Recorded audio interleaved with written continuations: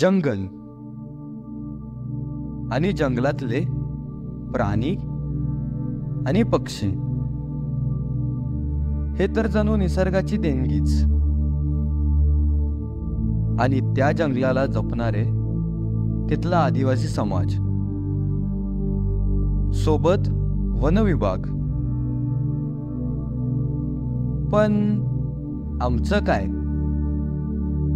होय,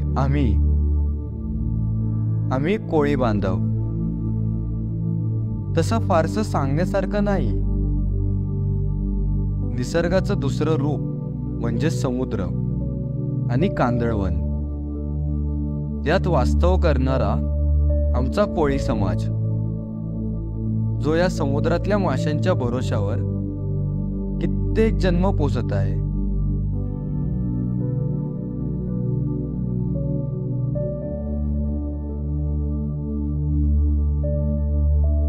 महाराष्ट्र 36 जिल्ह्यांचं राज्य. त्यातल्या 7 जिल्ह्यांना समुद्राची देणगी मिळाली आहे. हेच 7 जिल्हे म्हणजे पालघर, ठाणे, मुंबई उपनगर, रायगड, रत्नागिरी आणि सिंधुदुर्ग. एकूण 720 किलोमीटरचा समुद्री किनारपट्टा.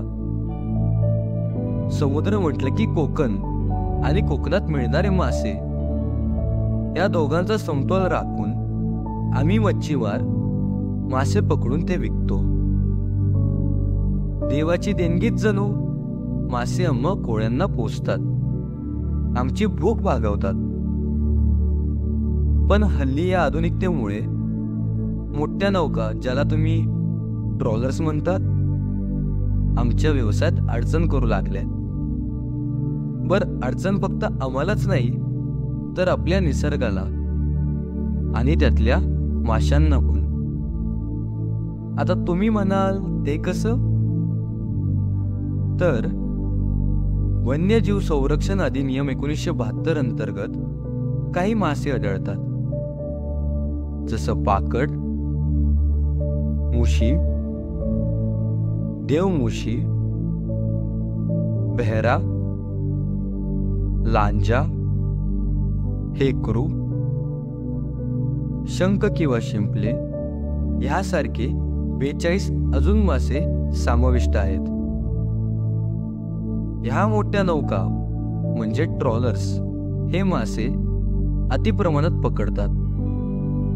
काही संशोधनातून हे देखील आढळलं आहे की मुशी म्हणजेच शार्क किंवा हॅमरहेड शार्क जातीचा मासा जास्त प्रमाणात विकला जातो, खास करून त्यांच्या वरच्या परामुळे, जो चीनमध्ये पाठवला जातो.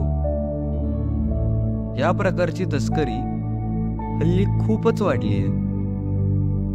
त्यासोबत पाकड प्रजातीमधला भूतकिरण म्हणजेच डेव्हिल रे सुद्धा त्याच्या अवयवामुळे जास्त संख्येत पकडला जात आहे, जेणेकरून ह्या माशांची प्रजाती दुर्मिळ होत चालली आहे. वन विभाग किंवा इतर संबंधित संस्था या तस्करीवर मार्ग काढण्याचा पूर्ण प्रयत्न करत आहेत. पण या माशांच्या जाती समजू नये म्हणून धक्क्यावर किंवा बंदरावर हे मासे कापून पुढे आयुर्वेदिक औषधं किंवा हॉटेल्सला पाठवतात. या सगळ्या गोष्टींचा परिणाम कदाचित बाकीच्यांना तितका नाही होणार जेवढा आम्हा कोळ्यांना होईल. आमचे पूर्वज सुद्धा हेच सांगून गेलेत.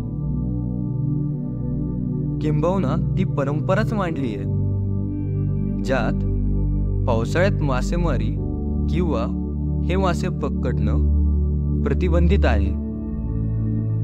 जर हे असंच सुरू राहिलं तर एक ना एक दिवस आपला कोळी समाज तर उरेल, पण आपला अन्नदाता नसेल. निदान मासेमारी करायला तेवढेशे मासे जिवंत हवेत ना. शेवटी काय होऊ, आपणच आपल्या अन्नदात्याचे रक्षक, आणि तोच आपल्या पुढच्या पिढीला आयुष्यभर पोसणार आहे.